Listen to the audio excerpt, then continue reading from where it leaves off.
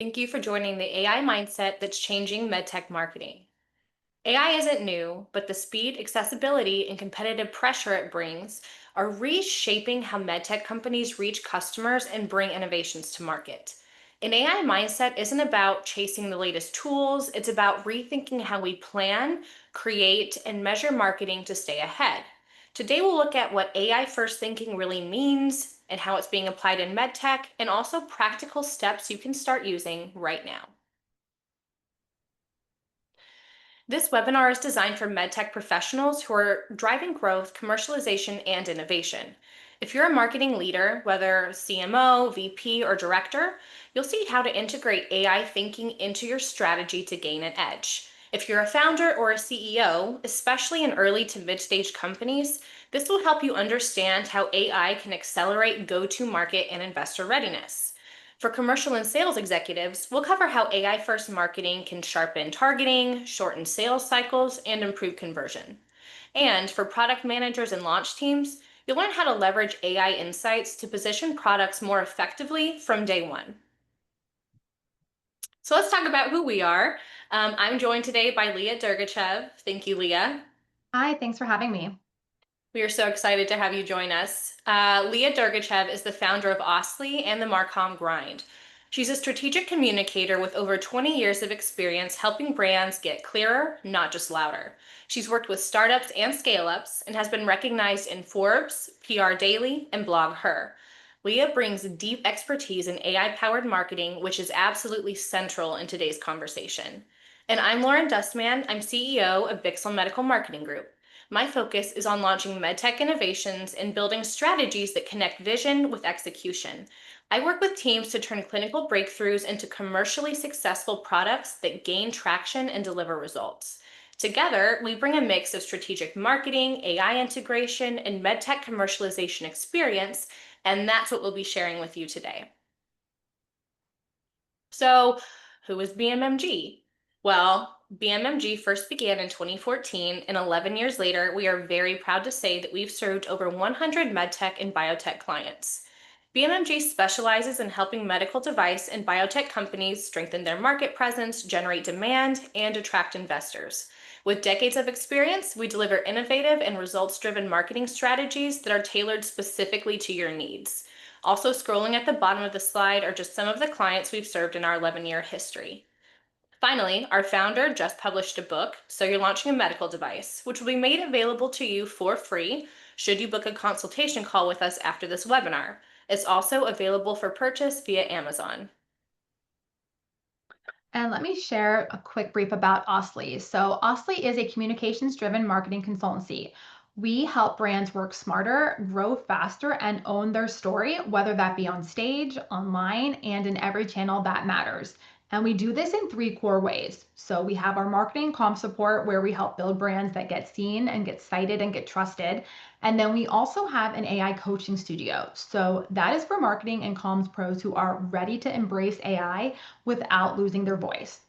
We also offer AI workshops for teams. So that's where we come in, we train your team, and we help to transform your workflow. And that could look like anything from strategy audits to hands on training. We help marketing teams move faster and differently without losing clarity, without losing their strategy or their heart behind their message. And our goal here is to give you the strategies and the tools and the confidence to stand out and stay ahead. Excellent. Thank you, Leah. So we just want you to know that we understand the reality of what most medtech teams face. You've invested in tools, but they're not being used consistently or strategically, so the ROI just isn't there. You're feeling pressure to leverage AI, but between competing priorities and limited time, it's hard to even know where to start. And you know AI has the potential to save time, but you're often stuck in reactive mode, responding to urgent needs instead of reaping the bigger long-term benefits. And on top of that, you're expected to scale results without adding headcount or budget. And these are the exact challenges that this webinar is here to address. Also, you'll see this slide appear throughout today's webinar. We've created a visual map of our journey together, so you always know where we are, what we've already covered, and what's coming next. Think of it as your roadmap, designed to keep us all aligned as we walk through the AI-first marketing mindset that we're going to be highlighting today. We'll revisit this at each topic change to help you track your progress and connect the dots as we go. Okay, so this is just a really quick pulse check for the group. Are you feeling confident and ahead of the curve when it comes to adopting AI in your marketing? Or are you worried about falling behind as the pace accelerates? Be honest here, the goal is definitely not to judge. It's just to understand where you are today so we can tailor our discussion and be as relevant and actionable as possible. We'll give you just a few moments to respond.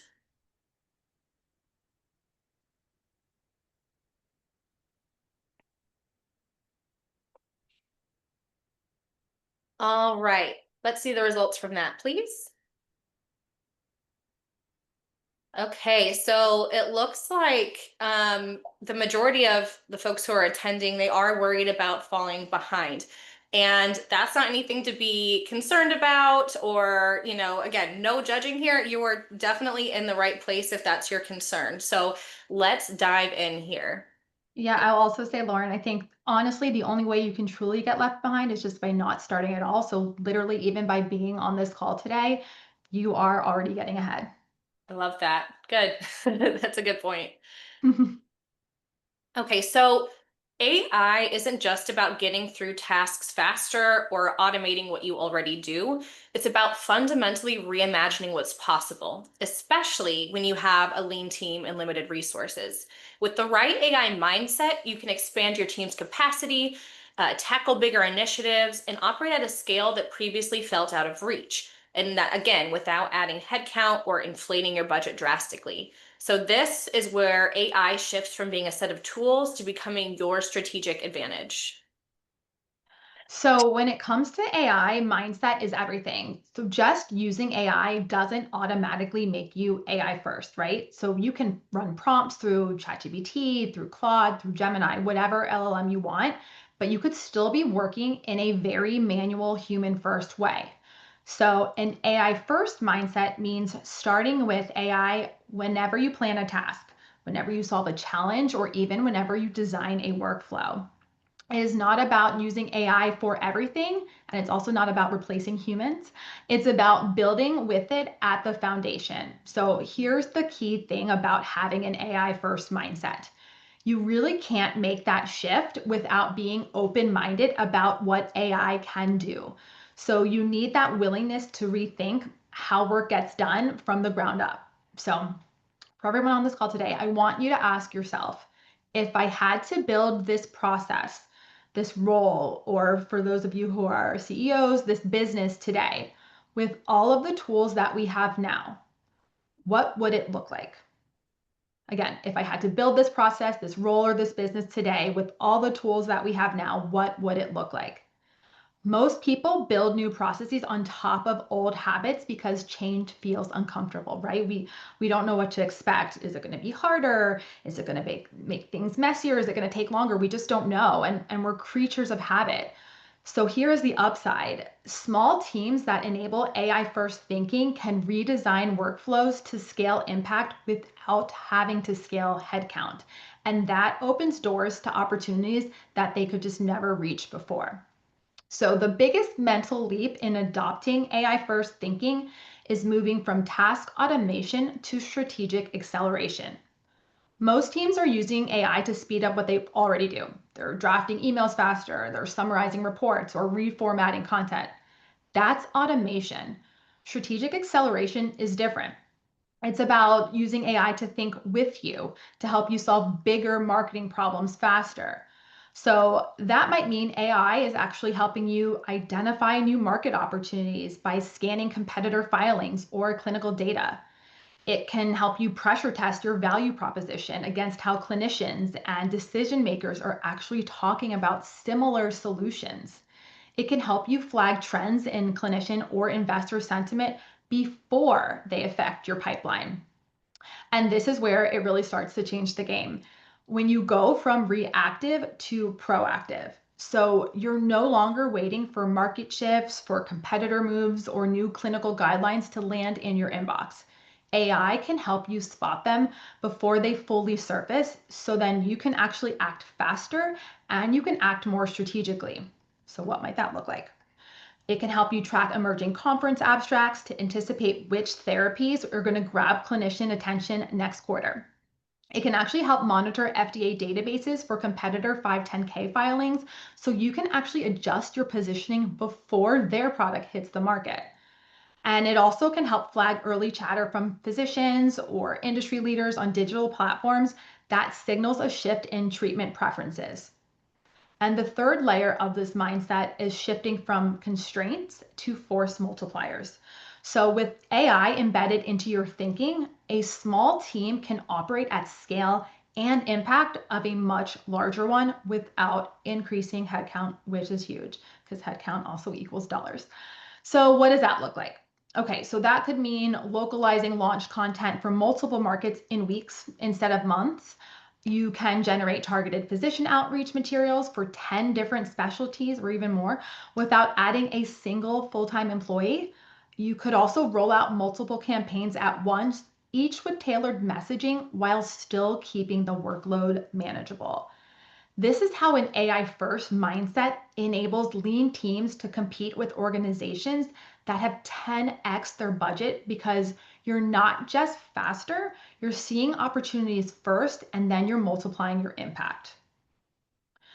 So once you truly adopt an AI first mindset, it stops being something that you kind of just pull out for isolated projects, right? It becomes part of every stage of how you work. It's a default lens. It's not a special project that you work on when you feel like it or on your Fridays. In planning, AI can synthesize market research, clinician feedback, and competitor positioning before you ever start building your campaign. That means that your strategy is sharper literally from day one. In monitoring, AI keeps you current in real time. So that happens by tracking regulatory updates, by picking up on shifts in clinician and investor sentiment, scanning market trends so you can pivot immediately instead of waiting for the next quarterly report. When it comes to refining, you can run tests on messaging, on creative, and targeting and get answers in hours, not weeks. So then you can adjust faster and more faster even than your competitors. And then for scaling, AI allows you to personalize campaigns for multiple audiences.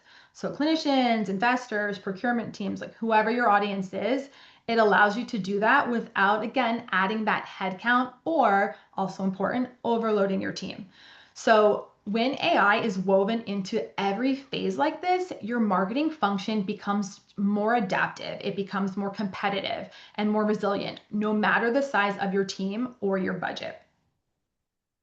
That's great, Leah. And I know you shared a lot of examples of what the shift means and what it could look like, but we're going to drill down even further here and show that before AI, localizing campaigns for 3 new markets could take around 90 days of manual work. That's handling translation, adapting for regulatory requirements, and then fine tuning that cultural messaging. After AI, that same work can be done in under 30 days by using AI-driven translation with cultural nuance checks, automatic compliance flagging, and predictive targeting for top physician segments. According to CSA research, AI-assisted localization can accelerate time to market by 60 to 75% while maintaining accuracy and regulatory compliance. The impact of this is significant, freeing up about 60% of the team's bandwidth. Deloitte reports that reallocating time saved through AI automation to higher value activities can increase overall marketing ROI by up to 25%.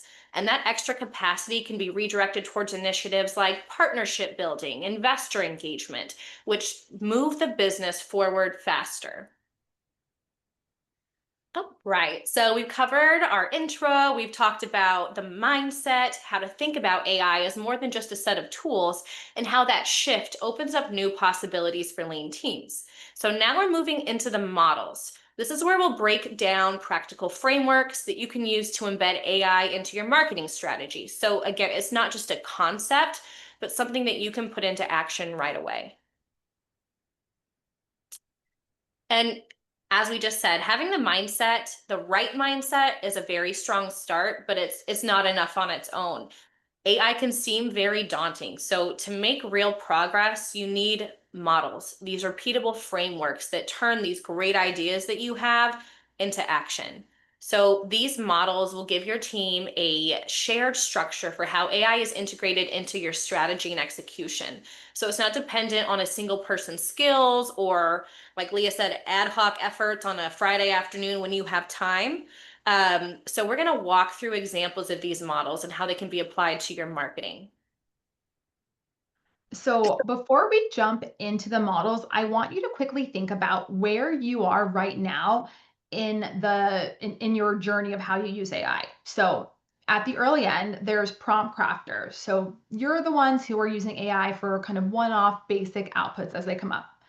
Then we have what's called our task delegators. This group, you are giving AI multi-step jobs like adapting for campaigns or for multiple markets. Next, we have a co-pilot. So this is when AI is working alongside you in real time. It's helping you shape your messaging. It's helping you build your strategy as you plan. And then last, we have AI as a co-strategist. So that's when those of you who are using AI are using it in the conversation from the very beginning, from like step zero, and it's helping you influence your big decisions. So knowing your starting point helps you see how the next set of models that we're going to talk about could work for you today, and then also where you can push to next. So let's take one more second and then let's figure out where you are. There's no wrong answer here. All right, let's see what our results are.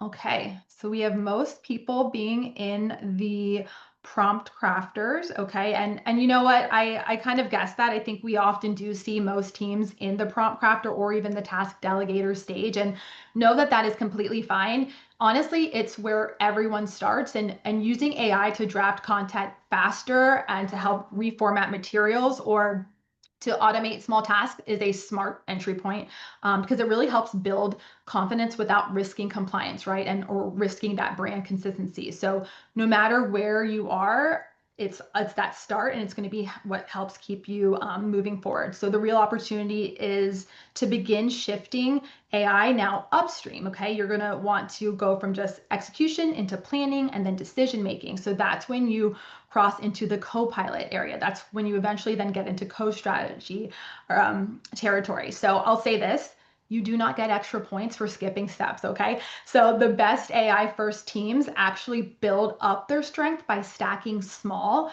low risk wins until AI naturally becomes part of their strategy. Okay, so let's get into the models. So now you have a sense of where you are today with AI and how you can use it. And these next set of models are going to work for you again, no matter where you are. I want you to think of these models that we're about to see as these plug and play frameworks that can adapt with you no matter your level. And again, if you're earlier on the curve, they're going to give you that structure and those guardrails. And then if you're further along, they're going to help you scale and optimize. So let's start with the first one: how to start every campaign smarter. If there's one shift that can really instantly improve your marketing, I would say it's start with AI, don't finish with it. So very often AI gets treated like this add-on, it's something that you kind of bring in at the end to polish this press release or tweak this ad copy or make it look pretty. But that is really such a missed opportunity. Instead, what you want to do is you want to start with AI to uncover what's really happening in your market right now. Not last quarter, but literally today.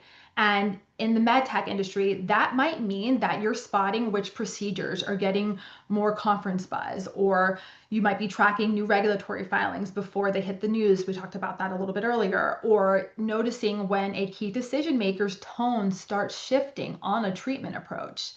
And Gartner actually says that teams that do this, that are using AI powered market intelligence, are identifying trends 2 to 3 months earlier than their competitors. And that's huge. Next, you're going to look at how AI can help you gut check your big ideas before you pour all of that time and money into it. So you can instantly see how a concept lands with different clinician groups or markets.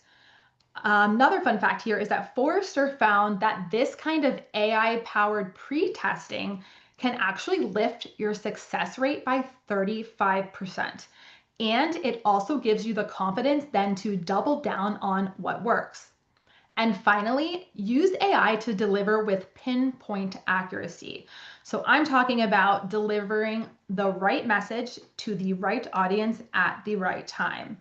McKinsey even reports that AI enabled precision targeting can increase conversion rates by 20 to 30% compared to just broad audience campaigns. So I think it's safe to say that's not just better marketing, it's a competitive advantage. And the bottom line, the little takeaway, if you will, here is that AI at the start doesn't just make your campaign faster, right? It makes it smarter, it makes it sharper, and it makes it pretty impossible for your brand then to be ignored. Absolutely. Okay, so moving on, a launch shouldn't really be also this a one and done moment, right? It should be something that's a learning engine that gets smarter with every cycle. And so with AI, you don't have to wait until the campaign is over to see what worked and what didn't.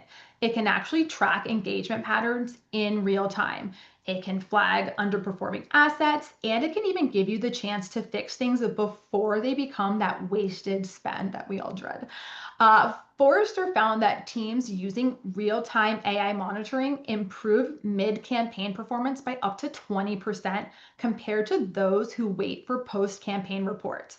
And it's not just tracking. AI can suggest exactly what to tweak. So it can tell you what to tweak with regards to copy, to creative, to channel mix.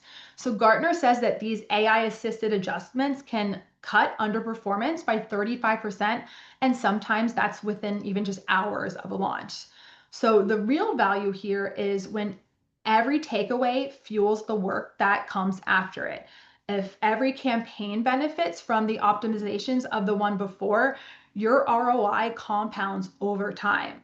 And McKinsey even says that teams using this iterative AI driven refinement sees 15 to 25% higher ROI over 12 months. So AI doesn't just help you launch, it keeps making your marketing smarter, it keeps making it faster, and it keeps making it more relevant. So in the medtech industry, which we hopefully all are on this call, we know that compliance is not optional. And it's definitely not something that you can just tack on at the end, right? So traditional review processes can really slow down campaigns. I think we've all been there before where it's very important, we know it, but we're like, oh, come on, let's get this going, right? So the nice thing about that is AI can actually help to change that. When compliance is built into your workflow from the start, so from the very beginning, checks happen in real time. So no bottlenecks and no last minute fire drills.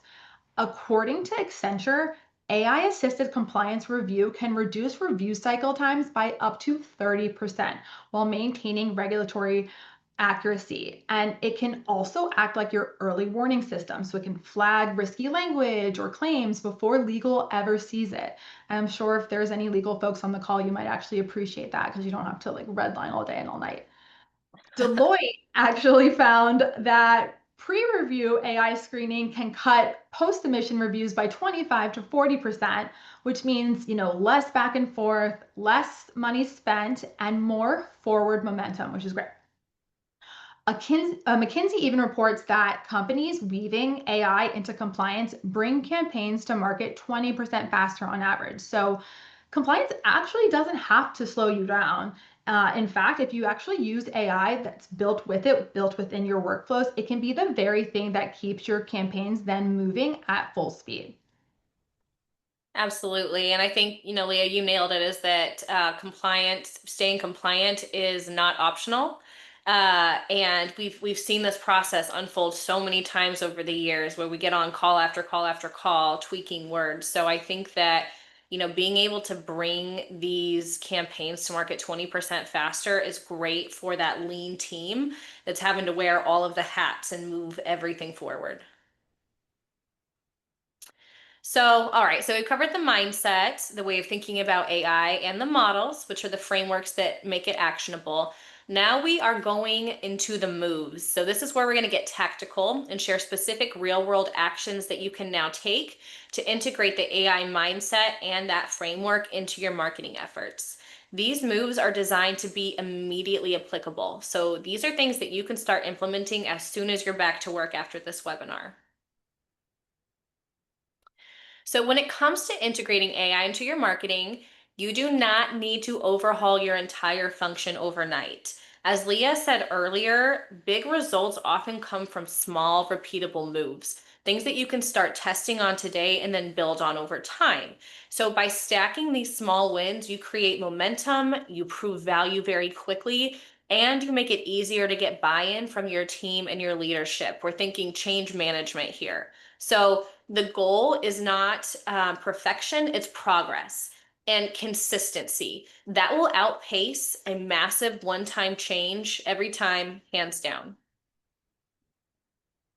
Thanks, Lauren. And to echo what you're saying here for the moves, so these are, practical, low barrier actions that you can start using right away.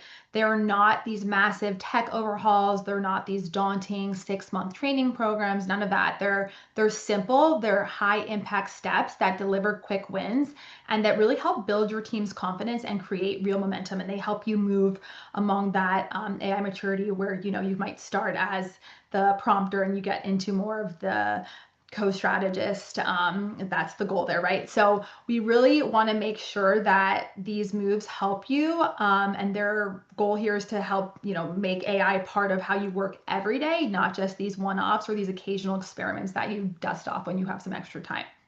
So let's take a look at move number one. So building an AI augmented editorial calendar means that you're not just planning when you post, okay? You're designing every piece of communication to be highly relevant, to be timely, and to be effective.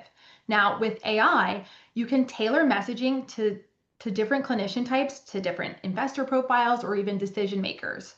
Research from McKinsey shows that personalization at scale can increase marketing ROI by 10 to 30%. And even more, it can boost conversion rates by up to 20%. AI helps maintain consistency, and not just in tone and in voice, but also what we talked about in compliance. So that means that every asset can be pre-checked for potential claim issues before it even gets to regulatory review, which helps reduce review cycles by up to 25%. And for those of us in the marketing on this call, there's nothing worse than going through a back and forth with like your legal team and redlining and thinking that you've made that update and then they're still saying stuff. So this is where AI can help you here. It can allow you to strengthen connections also by understanding what content resonates most with each audience segment, whether that's procedure videos for clinicians, that could look like market data for investors, or even patient stories for advocacy groups. This deeper relevance drives higher engagement. And lastly, AI can predict optimal posting times and formats. So there's tools like HubSpot AI and there's Sprout Social's viral post algorithm, and they can analyze historical data to identify the best times to publish for each segment, which then can increase your reach by up to 40% compared to just static scheduling and just posting as you go. So when you combine all four of these elements, your editorial calendar shifts from a static plan to a living learning system that adapts in real time and maximizes both efficiency and impact. Okay, so once you have your editorial calendar set, the next step is making sure that those messages actually reach the right people. Mhm. AI makes that possible by taking CRM data, conference attendee lists, and even public data sources, then turns them into targeted contact lists. So think segmented by role, segmented by specialty, behavior, and interest, etc. With those segments defined, you can use tools there's some tools like Outreach.io, Apollo, or ChatGPT, there's Claude, there's Gemini. These tools will help create messaging that speaks directly to each group while still staying compliant and consistent in tone, which is key there. Personalization at this level makes a measurable difference. McKinsey found companies that get it right see 40% more revenue from those activities. And LinkedIn actually reported personalized in-mail gets up to 18% response rates compared to just, the 3 to 5% for generic outreach. But timing also plays a role here. And what I love about AI is that it can schedule messages for when each audience is most likely to not only open, but act. And that's what Sprout Social says can boost engagement up to 32%. So putting this all together, this means fewer generic blasts and more targeted outreach that actually gets noticed and gets a response. All right, so move number 3. This is all about staying ahead of problems before they start costing you time, money, or even worse, market credibility. Mhm. AI-powered performance monitoring can track campaigns, it can track landing pages, it can even track sales outreach sequences in real time. So instead of waiting until the end of the month or worse, after a campaign ends, AI flags engagement dips or even just missed KPIs as they happen. There are tools like HubSpot AI, which I mentioned before, Adobe Sensei, or Tableau Plus that can automatically send notifications when conversion rates drop, when click-through rates dip below benchmarks, or even when social engagement declines. And the best part is these tools don't just alert you, they often recommend specific data-driven optimizations that you can apply right away. So I like to think of it as it's that colleague that you love who doesn't just come to you with a problem, but they also are like, hey, I actually have a solution for you as well. And you're like, thank you, I love you, you are my best All right. It's prospector, not the right? monkey from my back onto your back. Yeah, yeah, exactly. We love those peers. So the numbers really actually back this up too. So we've got Forrester who says that campaigns and companies that are using real-time marketing analytics improve campaign performance by up to 20%, which is compared to those that are just relying solely on periodic reports. Gartner also found that AI-enabled monitoring can reduce campaign waste by up to 30%. So because you're reallocating budget to what's working while campaigns are still running, which is really key here. And this isn't about adopting every AI tool at once, okay? It's about starting with one smart move that builds momentum. For many teams, real-time alerts are that move. So because they really help you turn again from reactive and transition into proactive. That's great. And Leah, you said that those alert tools, that was Tableau, Adobe Sensei, and And how to. HubSpot AI. Yep, those are just some of them. And a fun fact here that obviously drop your questions into the Q&A, but also if you ever have a question about a tool or there's something you want to do, a great resource is actually asking AI. Like I'm happy to give you my recommendations, so feel free to ping me afterwards. But if you're like, oh, I'm really looking for an AI enabled platform that's going to help me automatically send notifications when my conversion rates drops, what can I use?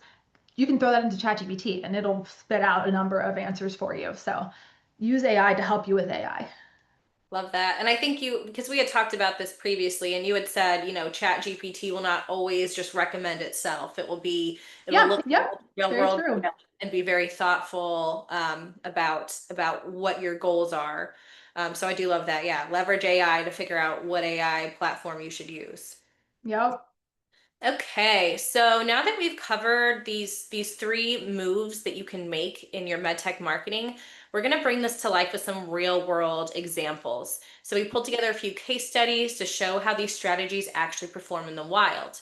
However, before we dive into those, I do need to ask, would you be open to a quick discovery call to explore how an AI first marketing approach could help your team drive measurable results, not just more campaigns? Just click yes or no in the poll. There's absolutely no pressure. If you say yes, we'll drop a link in the chat where you can book directly with our team. It's a quick, casual 30-minute conversation focused entirely on your commercial goals and priorities.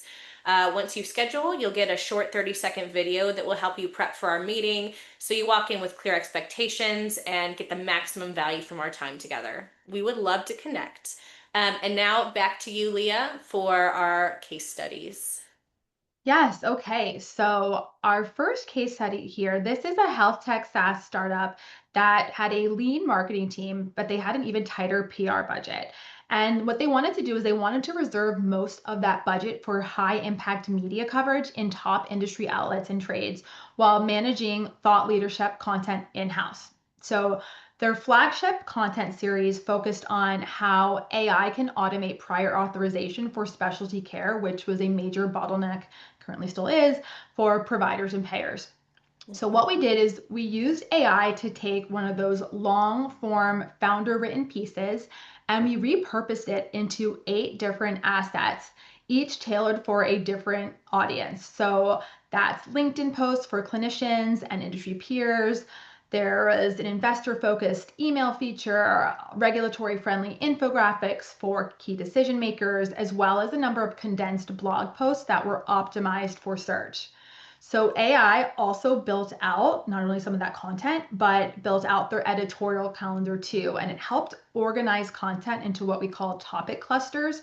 So it helped to give them a clear 90-day pipeline without starting from scratch. So you're not constantly like, what am I going to talk about now? What's relevant? What do I need to be shifting? Like AI can absolutely help you here. And so in the first 45 days, their content output jumped 133% from, we started with 6, then got up to 14 pieces of content, and they actually continued. They saved roughly 10 hours a week in production time, and their social engagement rate increased by 50%. Over 6 months, their marketing qualified leads and their sales qualified leads conversion rates rose from 28% to 36%. And average blog dwell time, and I love the dwell time metric there, it's not a vanity metric, it went up by 22%. So we could literally see what people were spending more time on.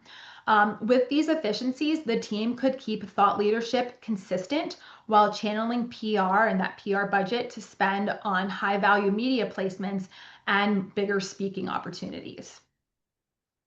Excellent.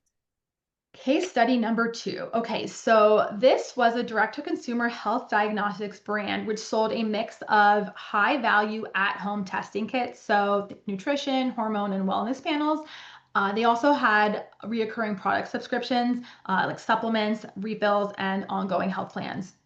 So the goal here was to improve targeting, to increase conversion rates, and to speed up campaign execution without adding new headcounts.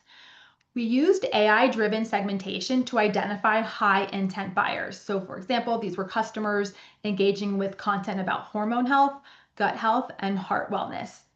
Then AI optimized email timing and subject lines, and predictive modeling recommended relevant next steps. So some of that was your next step would be a supplement program after nutrition test or a related panel for customers who've already purchased a core kit. In the first 60 days, unqualified ad clicks dropped 46%. CPA fell from $58 to $39. Email open rates rose 30%, and campaign launch speed improved by 40%. Wow. So that's just in the first 60 days. And then over 6 months, paid ad conversion rates increased by 55%, and AI optimized targeting generated $380,000 in incremental revenue, which was driven by both first time kit sales and repeat purchases on consumables and subscriptions. So that was Yeah, pretty big.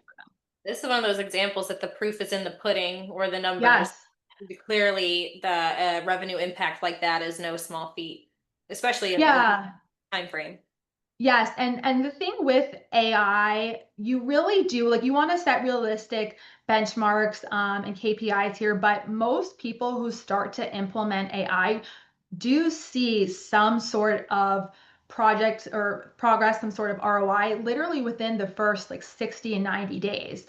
So, and that's the great thing. It really is the proof in the pudding. So you understand, okay, this is what I'm doing. And we talked about this a little bit before too, is because you have these tools and these resources and the way that it's built, you can make real-time tweaks. And that is the biggest thing. I think we've all probably ran a campaign, paused it maybe because we're like, oh, I don't want to spend any more money, but like we're not getting the clicks that we thought, or people aren't buying right away, or we're just not getting the engagement we thought. So we need to think this through. And this is where AI will actually come in and say, hey, whether it's with A/B testing or just testing different subjects or ads, it'll say, hey, like this is actually resonating more. So why don't you allocate more of your ad spend here and stop doing this? So that's where you really do see that ROI. That's where you stop wasting money because you actually have that real-time feedback. And that is huge. That's huge when it comes to budgets. That's huge when it comes to your timelines. And you really can make those tweaks in real time. And that makes all the difference, especially when it comes to those conversion rates and that incremental revenue that you're going for too. Oh, absolutely. All right. Last case. Okay. And case study number 3. Okay, so this healthcare services organization was actually facing a constant slowdown from its compliance review process. And I feel like we've been bashing compliance, but we know it's important, but again, it can just take so much time. So every campaign asset from sales collateral to ads had to go through multiple rounds of review, which often stretch those timelines by weeks. We've all been there.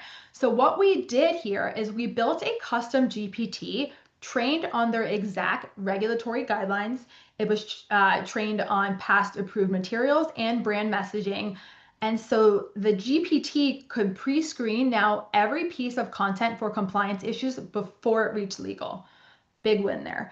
It could suggest corrections instantly to remove flagged claims or what they called is risky language.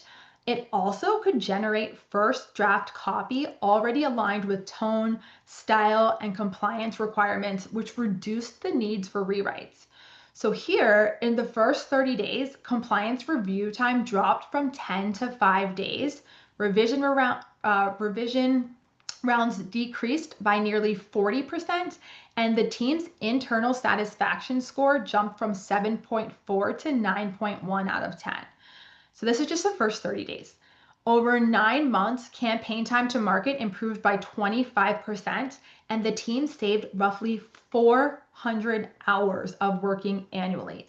That is valued at $38,000 in labor. So in 9 months, you made your $38,000 back. And I will tell you, it doesn't cost $38,000 to make a custom GPT. Um, so I was going to say, wait a minute.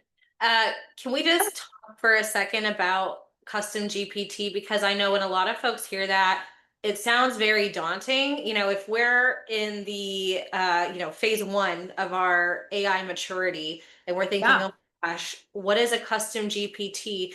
Does it take a long time? Is it super expensive? How hard is it? Can you just talk a little bit more about that?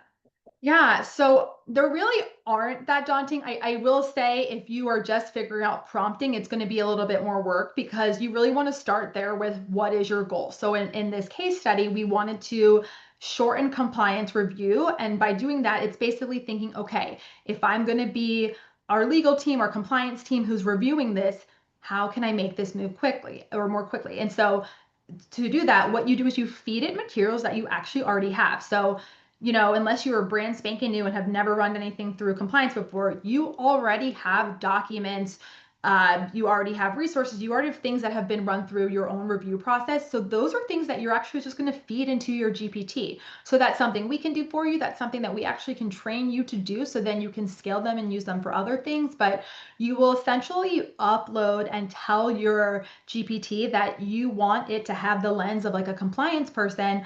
And these are past redline reviews that you've had. These are past comments that you have received. You're basically training it on what you've done before, how you've improved it, and things that have been now approved or ready to go. So it has that lens and understands, oh, okay, now I get it. So even think of it this way. So if you have an intern and you're kind of trying to get them up to speed at your company, right? You might say, okay, this is our process for this, and these are all the things that you need to look at. And here's some samples that you can look at if it's like content that we post for social media, and then go ahead and look actually at our social media pages to see what actually we posted. So that intern is now learning, oh, okay, when we write like this, here's our brand tone, here are the type of images we use. Like they start to understand these are the things that are approved. So it's that same kind of mental concept where when you're building the GPTs, you're training it on the way you want the output to be. And so it's very good to show, past and then present. You're feeding it things that you already have, so you don't actually need to create all of this stuff. Like we honestly, and working with BMMG, like we actually have templates we can give you if you're looking at, okay, how do I make sure that the content is being uploaded into my GPT correctly? So it really isn't daunting. You just need to make sure that you have, the questions asked. Again, put on that compliance hat. Even if you're not in compliance yourself, if you're a marketer and you've had the compliance and legal folks say, hey, this is not okay, tell their GPT that. Hey, when we talk about this, this isn't okay because this is not a substantiated claim that we can make. So if I ever have content like this, flag it, tell me no, and this is how you should replace it. So you're really just educating these GPTs on, the way you want them to perform for you. That's great. Definitely takes it from mysterious and daunting to something that could be actionable. And I know as far as platform goes, the GPT obviously is Chat GPT. Are there other platforms that you can do this in as well? Yeah, so you can run GPTs on various platforms. So Gemini has what they call gems. So they're essentially their own GPTs.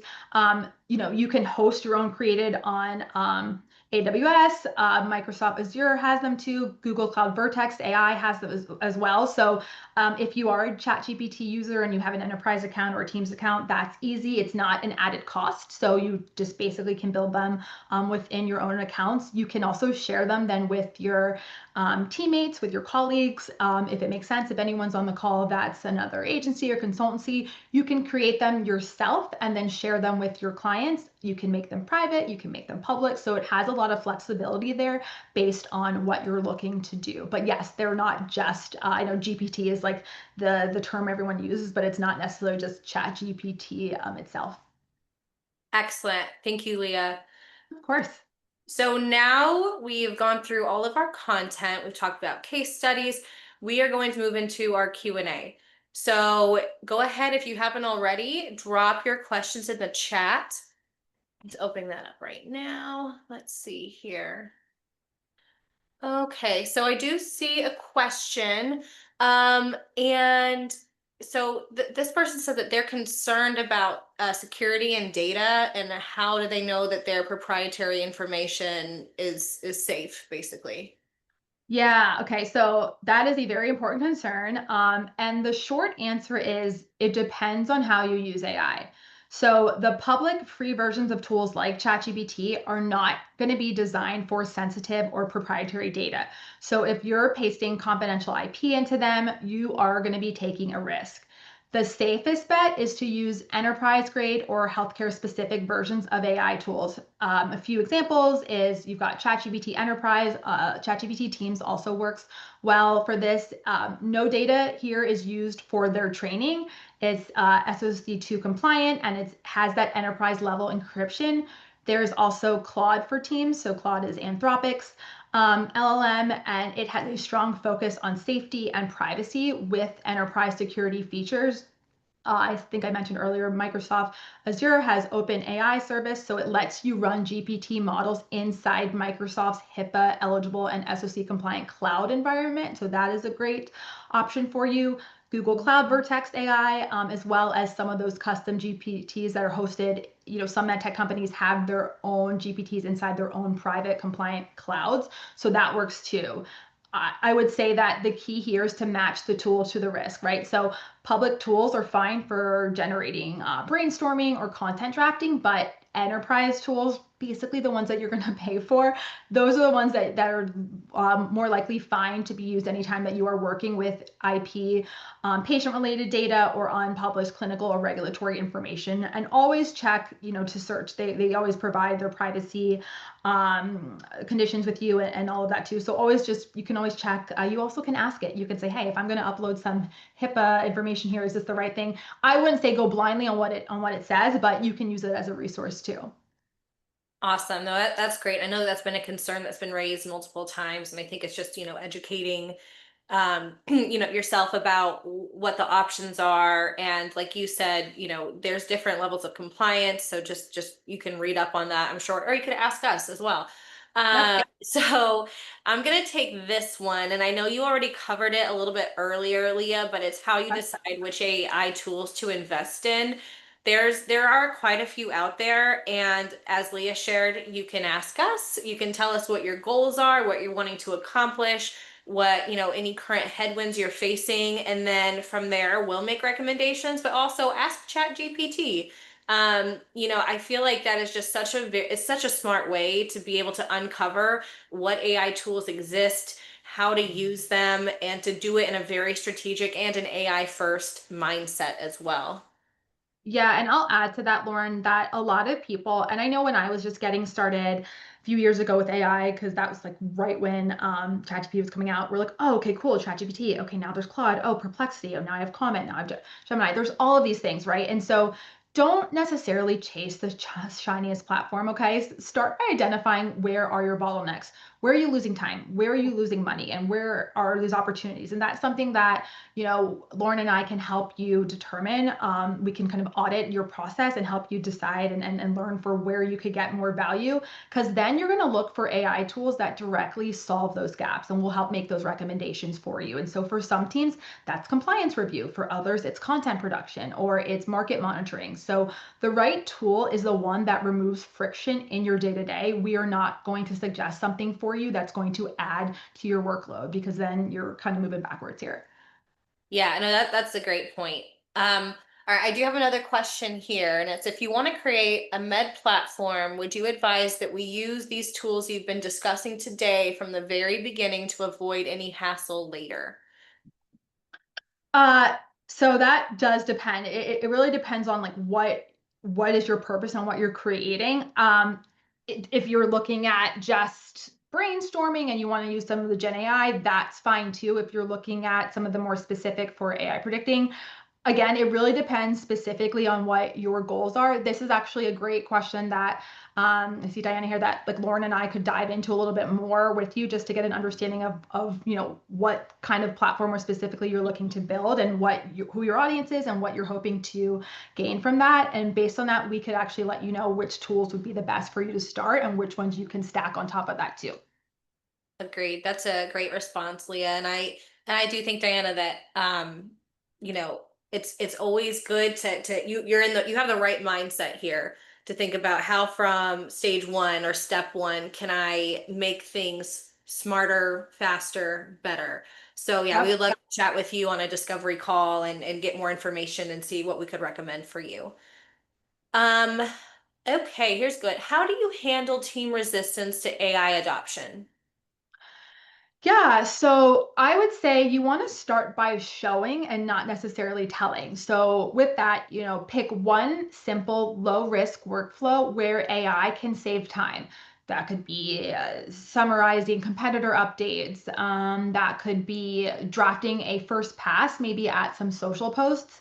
When people see that their workload lightens without their quality slipping, the resistance usually turns into curiosity. And there are a lot of AI curious folks that I'm sure you're even on the call because that's why you joined in today, right? So it's about proving value in the flow of work and not necessarily forcing a big change overnight because that's where resistance is going to happen. That's where, again, we're those creatures of habit. We're kind of nervous. What's that going to look like? But we can just do a low risk change that actually happens that's low risk to your workflow and that you can actually see some quick results. That's a great answer. And I see another one here is that where do most medtech companies currently sit on the AI maturity curve? So that I guess that question that we asked earlier between one and four. Yeah, so where this is exactly, I think, where we actually saw people, they're on that prompting and translating kind of at the beginning. And a lot of that's actually for a number of reasons. Depending on where you actually work, we're still seeing that organizations are not necessarily up to par or their leadership doesn't necessarily give people the freedom to embrace AI or to learn with it. And if you are in a leadership position on this call, I would urge you to work when you're working with your teams, when you're working with your organization. When you're just trying out AI, be verbal about that. Show people, hey, I tried this prompt and it sucked. It was so bad. I was so bad at prompting. Can I tell you that it's like literally comical, some of the things I got when I first started out. I think we've all gotten a response where we're like, what is this? But that's how you learn. And so a lot of folks have that hesitation and that fear because they're afraid to fail. They don't think they understand AI right away. You don't need to go, sign up for some certification to Mhm. be the best AI prompter. You don't need to do like prompt engineer course. We are going to give you some prompts after this, but really the best way you can learn and move throughout that maturity model is to just try it, play around with it. I will say if you're going to be using it for your company, it's also important. This is something we can also help you with of actually having an AI policy that's also where we see some red flags where everyone's like, yeah, go ahead, use AI, it's great. No, use it. And then everyone's just doing their own thing. So people are like, oh, copy and pasting just verbatim what ChatGPT put in and didn't even put any type of specifics to it, no guardrails, nothing. So we can help you with that. But a lot of people are at that beginning stage just because they haven't really had the okay to try it within their work, nor do they know like what's possible. So I truly do hope that a number of you on this call now have a sense of, oh, okay, this is maybe where I am, but this is how I can get to that co-pilot, that co-strategist level. And it's not something overnight, but it is something that you can very certainly move through and move up to. And then I promise you, it becomes second nature. And I use it in my everyday life and my work life. And there are always still those human factor to using AI. Like I will never say don't. We're not at a place. I truly do not think we're at a place where humans don't need to check AI, but it does make me move faster and more efficiently, and that's really the key here. Excellent. Thank you, Leah. And I think we have time for one more question. And it's where do you see the biggest opportunities for AI first marketing and med tech over the next 2 to 3 years beyond the obvious efficiency gains?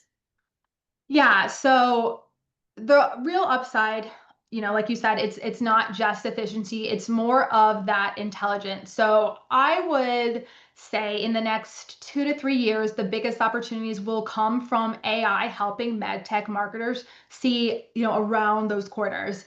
We'll be able to spot things like those market shifts months before others, whether they're our competitors, what have you, can. How it'll really help us understand that clinician sentiment, and what that means and how that evolves in real time. It can help us tailor our outreach even at a level of precision that really wasn't possible before because we're now able to see it and kind of drill down to a more granular level of how people are interpreting our data and what that means and what they're even talking about. So AI is, like I said, going to be able to help us kind of reshape that personalization, which makes it more realistic to run parallel campaigns for clinicians, for investors, for patients without having to burn out a small team. And that's really key to those smaller teams. Like we want to do everything, but the reality is there's only 24 hours in a day, right? So we also talked about compliance. So that's going to move from being that bottleneck to being a built-in accelerator with AI that's catching risky language before a legal review. So the big opportunity isn't just going to be helping us marketers do things faster. It's really truly going to be helping us make smarter moves earlier, which for medtech then can mean that that's the difference between leading a category or scrambling to catch up. And that could literally also mean helping humans get better, whether that be from a well-being, from a health perspective. Like being in this space, we are helping patients and humans. So we then will be able to help them be better. That's great. And I think it's moving from that reactive to that proactive state across the board. So I think that that will be huge. And uh, I'm excited definitely to see where AI goes in the next 2 to 3 years for medtech marketing. Yeah, me too. Okay, we have made it, everybody, to the end of the webinar where we are going to share some additional resources with you to make what we've talked about today actionable. So first, you're going to get a 50 MedTech Marketing AI Prompt Workbook. This is a collection of prompts designed specifically for MedTech marketers to help you generate smarter, faster, and more compliant campaigns. Also, you'll get access to expert insights by booking a discovery call. You'll receive a free digital copy of So You're Launching a Medical Device, which is that practical guide for medical marketers written by BMMG's founder, Lisa Bixel. And third, you're going to get the AI First Mindset Quick Start Checklist. This is a practical tool with step-by-step guidance to help you make your AI step zero in your medtech marketing. So these are designed to give you not just ideas, but clear next steps to put what we've discussed today into immediate action. So thank you all so much for attending. We really hope today's session gave you practical ideas and fresh perspectives on how an AI first mindset can transform your medtech marketing, help you move faster, work smarter, and break through in an increasingly crowded market. Also, not to beat a dead horse here, but if you are looking for tailored support, whether that's developing an AI-powered content engine, creating compliant prompt libraries, or training your team to integrate AI into their daily workflows, give us a call. We would love to partner with you. We really want to turn today's insights into tomorrow's impact for your organizations. And we really, truly appreciate you joining us today. Thanks, everyone.